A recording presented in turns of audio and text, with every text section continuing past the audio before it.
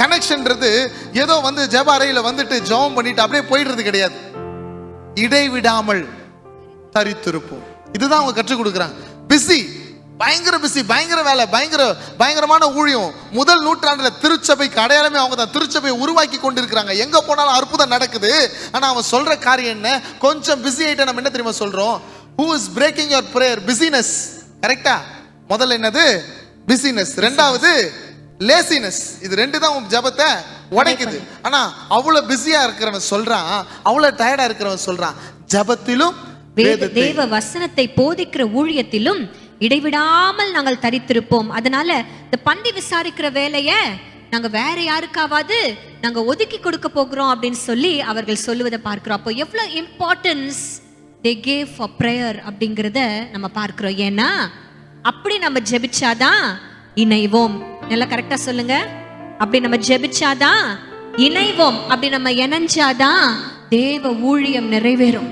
ஆமென். அப்படி இணைஞ்சாதான் உங்களுடைய நோக்கம் நிறைவேறும். நோக்கம் நிறைவேறும். இதே சீஷர்களுக்கு கர்த்தர் என்ன சொல்லி கூப்பிட்டாரு? என்ன நோக்கத்தை சொல்லி கூப்பிட்டாரு தெரியுமா உங்களுக்கு? மனுஷர்களை பிடிக்கிறவர்களாக்குவே. இப்ப மனுஷரை பிடிக்கிறாங்களா இல்லையா? ஏன்?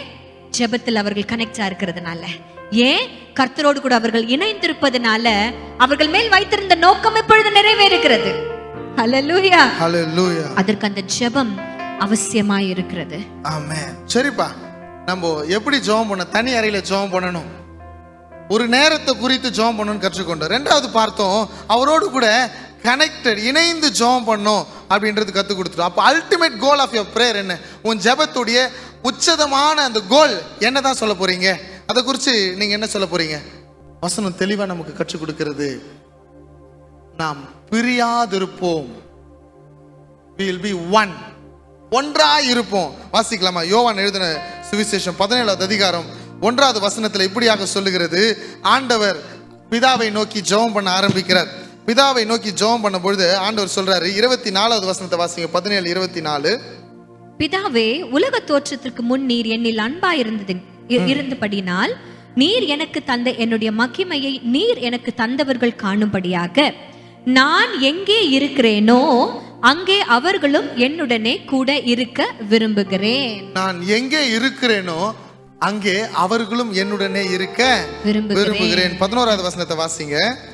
நான் இனி உலகத்தில் இரேன், இவர்கள் உலகத்தில் இருக்கிறார்கள், நான் உம்மிடத்திற்கு வருகிறேன். பரிசுத்த பிதாவே, நீர் எனக்கு தந்தவர்கள் நம்மை போல ஒன்றாய் இருக்கும்படிக்கு நீர் அவர்களை உம்முடைய நாமத்தினாலே காத்துக்கொள்ளும். being one, அவரோடு கூட ஒன்றாய் இருக்கும்படியாக உம்முடைய நாமத்தினாலே காத்துக்கொள்ளுங்கள்.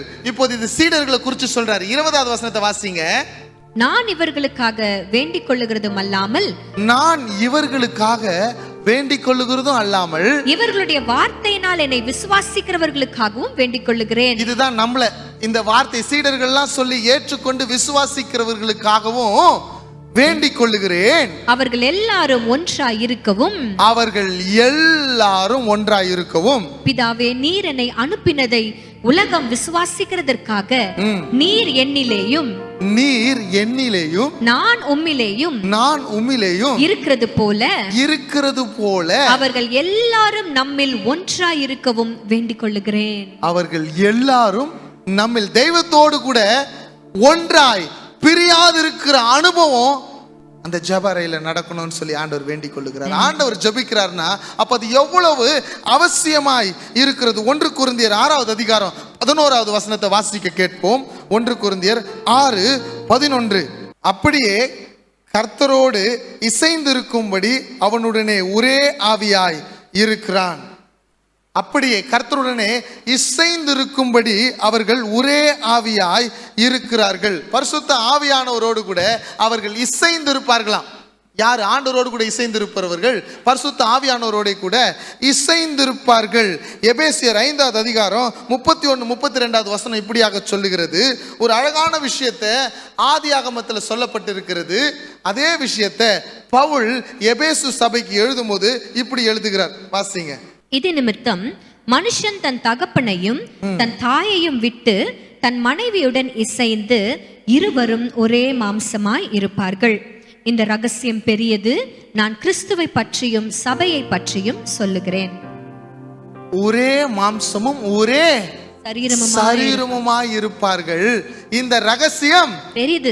இது கணவனுக்கும் மனைவிக்கும் சொல்லல, நான் கிறிஸ்துவையும் சபையும். சபை நீதான் அந்த சபை, நான் தான் அந்த சபை. we have to be one in accord. நம்முடைய நினைவுகள், நம்முடைய பேச்சுகள், நம்முடைய செயல்கள், நம்முடைய சிந்தனைகள் எல்லாம் இயேசுவை போல மாறணும். உன்னுடைய ஜெபம் ஒன்றாய் இணையும் பொழுது அந்த உச்சக்கட்ட, அதான் மகா பரிசுத்த ஸ்தலத்தின் அனுபவம். அந்த அனுபவம் உனக்கு வரும். எப்ப தெரியுமா வரும்? தனி அறையில வரும். எப்ப தெரியுமா வரும்? when you are connected, இணைந்திருக்கும் பொழுது, இணைந்திருக்கும் போது வரும். எப்ப தெரியுமா வரும்? நீ பிரியாது இருக்கும் பொழுது வரும். இதுதான் இயேசுவானவர் அனுபவித்தார். ஒன்றாய் இணைந்து இருந்தார். இயேசு ஜெபம் பண்ணாருங்க. எப்பெல்லாம் ஜெபம் பண்ணாரு சொல்ல முடியுமா உங்களால? ஞானஸ்தானம் எடுக்கும் போது ஜெபிச்சாராங்க. லூக்கா 3வது அதிகாரத்தை நம்ம வாசிக்கலாமா? லூக்கா 3:21 நம்ம பார்க்கிறோம். இயேசு கலிலேயாவுக்கு சென்று யோர்தானிலே ஞானஸ்தானம் பெற்றார். ஞானஸ்தானம் பெறும் பொழுது ஜீசஸ் prayed. ஜனங்கள் எல்லாரும் ஞானஸ்நானம் பெற்ற போது இயேசுவும் ஞானஸ்நானம் பெற்று ஜெபம் பண்ணுகையில் வானம் திறக்கப்பட்டது. இயேசு கடவுளாக இருந்தவர் மனிதனாக உருவெடுத்த பொழுதோ, அவர் மாம்சத்தில் இருந்த பொழுது he prayed. ஞானஸ்தானம் எடுக்கும் பொழுது ஜெபித்தார். சீஷர்கள் அவர்களை தேர்ந்தெடுக்கும் பொழுது ரா முழுவதும் ஜெபிச்சுட்டு he chose to pray. தனிமையில் இருக்கும் பொழுது அதிகாலையில எழுந்து ஜெபித்தார். அதிக இருட்டோடு எழுந்து ஜெபிச்சார். வனாந்தரத்துக்கு சென்று ஜெபிச்சார். ஆண்டவர் ஒரே ஒரு விஷயத்துக்கு தான் கடவுள் கிட்ட கேள்வி கேட்டார். என்ன விஷயம் சொல்ல முடியுமா? ஒரே ஒரு இடத்துல தான் கடவுள் வியாகுலப்பட்டார். ஏன் என் தேவனே, என் தேவனே, என் தேவனே, ஏன் என்னை கைவிட்டீர்? அந்த பிரிவை அவரால் ஏற்றுக்கொள்ள முடியல. இன்னைக்கு நம்ம ஜெபிக்கிறது 1 மணி நேரம் ஜெபிச்சுட்டு முடிஞ்சு போறது கிடையாதுங்க. இதைதான் சொல்ல வரேன் நான். You need to pray. தனி அறையில ஜெபம் பண்ணணும், உண்மை. ஒரு நேரத்துல கர்த்தரை சென்று நீ ஜெபம் பண்ண, உண்மை. ஜெபிக்கணும், அவரோடு கூட கனெக்ட் ஆகணும். கனெக்ட் ஆயிட்டு வெளியே போனதை டிஸ்கனெக்ட் ஆக கூடாது. இயேசுவனர் அதான் சொல்லி கொடுக்கிறார். அவரோடு கூட பிரியாத ஒரு உறவு. அந்த உறவு தான் உன்னுடைய ஜெபம். பிரியாது இருக்கிற உறவு, பிரியாது இருக்கணும். இயேசு பிரியாது இருந்தார் தெய்வத்தோடு கூட. ஆமென். அவர் முன்பு எப்படி உலக தோற்றத்துக்கு முன்னாடி தகப்பனோடு இருந்தாரோ இப்பவும் பிரியாது இருக்கிறார். அந்த ஒரு தருணம் அவரால் தாங்க முடியல. ஒரு தருணம் பாவம் அவர் மேல சுமத்தப்பட்ட அந்த தருணம் அந்த பிரிவை ஏற்படுத்தினது. இன்னைக்கு அந்த பிரிவு உன்னுடைய வாழ்க்கையில இருக்கிறது. we pray. சர்ச்ல ஜெபம் பண்றோம், வீட்டுல ஜெபம் பண்றோம், ஆனா அந்த கனெக்ஷன் இருந்து கொண்டே இருக்கிறதா? அந்த இணைப்பு இருந்து கொண்டே இருக்கிறதா? பிரிந்து இருக்கிறோமா? எப்படிலாம் ஜெபம் பண்ணணும் ஆண்டவர் சொல்றாரு? தரித்திருந்து ஜெபம் பண்ணுங்கள், விழித்திருந்து ஜெபம் பண்ணுங்கள், இடைவிடாமல் ஜெபம் பண்ணுங்கள். ஹல்லேலூயா. ஆண்டவரோடு கூட தனித்து நீங்கள் ஜெபிக்கும் பொழுது உங்களுக்குள்ள ஒரு இணைப்பு வந்துச்சுன்னா, அந்த அறையை விட்டு நீங்க வெளியில போனாலும் அந்த இணைப்புக்குள்ள பிரிவு வராது. ஹல்லேலூயா. இப்படிப்பட்ட ஜெபத்தை தான், இப்படிப்பட்ட ரிலேஷன்ஷிப்பை தான் கர்த்தர் நம்ம கிட்ட இருந்து எதிர்பார்க்கிறார். இன்ன வரைக்கும் நீங்க எப்படி ஜெபிச்சிருந்தாலும் அதை ஒரு ஓரத்துல வச்சுட்டு இன்றைக்கு நம்ம புதுசா ட்ரை பண்ண போறோம். ஆண்டவர்கிட்ட கேட்க போறோம், உங்களுக்கென்று ஒரு ஸ்தலம், உங்களுக்கென்று ஒரு நேரம். கர்த்தர் வந்துடுவார். Make sure that you go to that place every டே.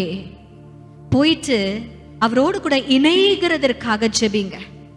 ஏசப்பா, உங்களோடு கூட நான் இணையணும் ஆண்டவரே. 2 பேர் ஒருமனப்பட்டு இருக்கும் பொழுது அவர் என்ன நினைக்கிறார் என்பதை என்னால் அறிஞ்சு கொள்ள முடியும். நான் என்ன நினைக்கிறேன் என்பதை அவர் அறிந்து கொள்ள முடியும். ஒரு சிம்பிள் எக்ஸாம்பிள் சொல்லுங்களேன்ப்பா. நாங்க 2 பேரும் போன் பார்த்துட்டு இருப்போம் நைட்ல. நான் பார்த்து முடிக்கிற வரைக்கும் என்கிட்ட அவர் பேச மாட்டார், வெயிட் பண்ணுவார். ஒன்ஸ் நான் அப்படி போன் அப்படி வச்சுட்டேன்னா அவரை இம்மிடியட்டா க்ளோஸ் பண்ணி வச்சிருவாரு போனை. Very very simple understanding. அவர் இரும்பினாருன்னா நான் தண்ணி எடுத்துட்டு வந்து கொடுக்கணும்ட்டு எனக்கு தெரியும். ஏன்? இணைக்கப்பட்டிருக்கிறோம். we know each other. இணைக்கப்பட்டிருந்தால் we can understand each other. ஆண்டவரோடு இணைந்திருந்து அவர் அண்டர்ஸ்டாண்ட் பண்ற ஆட்களா நம்ம மாறுவோமானால் நம்ம கிட்ட எவ்வளவு ரகசியங்களை அவர் பேசுவாரு தெரியுமா? அவருக்கு பிரியமான, ஆமா, அவருக்கு பிரியமான பிள்ளைகளாய் நம்மளால வாழ முடியும். அப்படி ஒரு இணைப்பு உங்களுடைய தனி அறையில உருவாச்சுன்னா, நீங்க வெளியில போனாலும், தனி அறையை விட்டு பூட்டினீங்கல்ல, அது திறந்துட்டு வெளியில போனாலும் உங்களுக்கும் அவருக்கும் பிரிவினை ஏற்படாது, இருக்கவே இருக்காது. இன்னைக்கு நம்ம ஜெப அறையில என்ன நடக்குது யோசிச்சு பாருங்களேன். ஜெப அறையில நம்ம முழங்கால் எடுக்கிறோம், ஆனால் உன் சிந்தனைகள்ல இருந்து அந்த வேற வேற காரியத்தை யோசிச்சுக்கிட்டே இருக்கிறல்ல, அந்த யோசனை போகிற வரைக்கும் ஜெப அறையில முழங்கால் எடு. இன்னைக்கு நம்ம we are going to take a decision. ஒரு முடிவு எடுக்க போறோம், ஒரு தீர்மானம் எடுக்க போறோம். கஷ்டம் வந்தா பரவாயில்ல, ஜெபம் பண்ணு. போராட்டம் இருக்குதா, ப்ரே. வேதனை இருக்குதா, ப்ரே. வலி இருக்குதா, ப்ரே. பிரிவினை இருக்குதா, ப்ரே. அற்புதத்துக்காக எதிர்பார்க்கிறியா, ப்ரே. ஜெபம் பண்ணு. இன்னைக்கு கூடி ஜெபிக்க போறோம், குடும்பமா ஜெபிக்க போகிறோம், ஆலயமா ஜெபிக்க போகிறோம், குழுக்களா ஜெபிக்க போகிறோம். we are going to start our prayer because this is the season of prayer. சத்தமா சொல்லுங்க, this is the season of prayer. yes. ஒரு இயக்கம், ஒரு தீப்பொறி ஆரம்பிக்க போகுது. ஜெபம் குழுக்கள் ஆரம்பிக்க போறோம். நம்மளுக்கு ரொம்ப ரொம்ப இதுக்கு ஏற்ற விதமா ஒரு சந்தோஷமான ஒரு விஷயம் இப்ப நடக்க போகுது. என்ன தெரியுமா? லென்த் சீசன் நம்மளுக்கு ஆரம்பிக்க போகுது. ஆமென், ஆமென். திருச்சபை உங்களுக்காக திறந்திருக்கும். ஹல்லேலூயா. நீங்கள் ஜெபிக்கும்படியாக ஆலயம் திறந்திருக்கும். கர்த்தருடைய சந்நிதி காத்திருக்கிறது. அது உங்கள் தனி அறையா இருந்தாலும் சரி, கர்த்தருடைய சமூகமா இருந்தாலும் சரி, வர வேண்டிய உங்க பொறுப்பு. ஹல்லேலூயா. இன்றைக்கு நம்ம ஜெபிக்க போறோம். அப்பா, நல்ல ஒரு உறவு கொடுங்க ஆண்டவரே. we are going to ask for that connection. அதுக்கப்புறம் எல்லாத்தையும் அவர் பார்த்துப்பார். முதலாவது தேவனுடைய ராஜ்யத்தை தேடும் பொழுது எல்லாத்தையும் அவர் கூட கொடுப்பார். இன்றைக்கு நம்ம ஜெபிக்க ஆரம்பிக்க போறோம், தனி நபராய், சபையாய். ஹல்லேலூயா. எல்லாரும் எழுந்து நிக்கலாமா? ஆண்டவரே, எங்களை அர்ப்பணிக்கிறோம், எங்களை தாழ்த்துகிறோம், இரக்கத்தை கேட்கிறோம். இத்தனை நாட்கள் எங்க ஜெபத்துல குறைவு இருந்துச்சப்பா, எங்க ஜெபத்துல பெருமை இருந்துச்சப்பா. ஆமென்.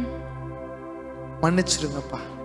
எங்க ஆவிக்குரிய வாழ்க்கை குறித்து மேட்டம் இருந்துச்சப்பா, ஆண்டவரே மன்னிச்சிருங்க. எங்க சபையை குறித்து தான பெருமை எனக்கு இருந்துச்சப்பா, மன்னிச்சு.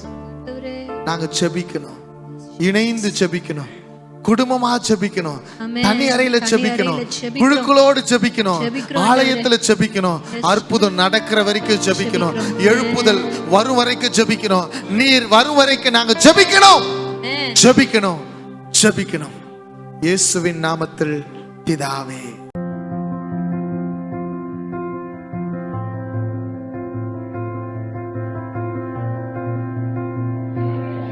ஹாய், என்னோட பேர் அனு. நான் இங்கே 1 இயரா ஆரி டீச் பண்ணிட்டு இருக்கேன். இது வரைக்கும் இங்கே 3 பேட்ச் முடிச்சிருக்காங்க. ஒரு பேட்ச்ல 80 மெம்பர்ஸ் வருவாங்க. மொத்தம் இது வரைக்கும் ஒரு 250 மெம்பர்ஸ் இங்கேருந்து முடிச்சு போயிருக்காங்க, ஆரி முடிச்சு போயிருக்காங்க. அத்தனை பேருக்கு சொல்லி கொடுக்கறதுக்கு எனக்கு ஒரு வாய்ப்பு இங்கே இருக்கிறதுக்கு அதுக்கு ரொம்ப தேங்க்ஸ் பண்ணிக்கிறேன் நான், அண்ணாவையும் அக்காவையும். அது மட்டும் இல்லை, இங்கே வரவங்க எவ்வளோ பிளஸ்டா போறாங்கிறதும் நாங்கள் பார்க்குறோம். அவங்களோட கான்ஃபிடன்ஸ் லெவல் எவ்வளோ இங்கே ஹையா இருக்கு அப்படிங்கிறதையும் நாங்கள் பார்க்குறோம். நம்ம ஒன்றும் இல்லை அப்படின்னு வீட்டில் இருக்கிறவங்க இங்கே வந்ததுக்கு அப்புறம் அவங்களோட ஸ்ட்ரென்த் என்ன, அவங்களுக்கு என்ன வரும் அப்படிங்கிறத நாங்கள் இங்கேருந்து வெளியெடுத்து கொடுத்துருக்கிறத ரொம்ப சந்தோஷமா ஃபீல் பண்றோம்.